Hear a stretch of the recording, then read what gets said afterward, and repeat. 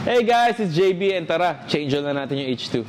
So first change oil natin ng H2 dahil naka 1,000 kilometers na tayo, so na-break in na natin yung bike. So kailangan natin tanggalin yung original oil niya para palitan natin ng bago. And of course, ang ipapalit natin is Platinum!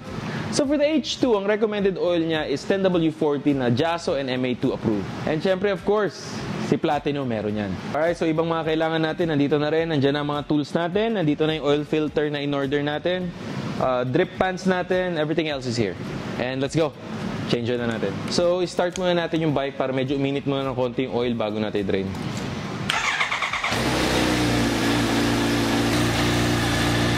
Alright, so ang pag-change oil natin sa H2 hindi na iiba sa pag-change oil natin dito sa Kawasaki Vulcan natin. It's very easy, tatanggalin mo lang yung oil filter niya. Nandito na rin yung pinaka-oil plug niya sa ilalim.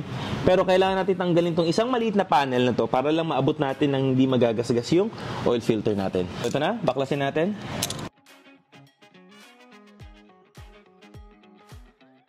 Ayan, nabaklasan natin yung panel. So sa H2, ito lang babaklasin. Unlike sa other ibang super bikes na buo yung panel, yung buong panel ang tatanggalin mo.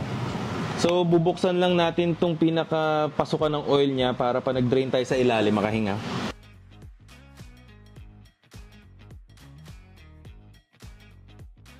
So tatanggalin na natin yung oil drain niya. So naka-ready sa atin dito, dalawang pan dahil nasa 4.4 liters yung langis ng H2. Ganun siya karami, para siya isang kotse.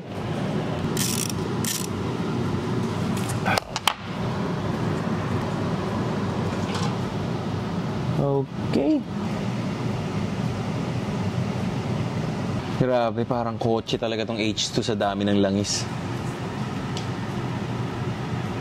So next natin, babaklasin na natin yung oil filter and syempre, kailangan may pantanggal tayo.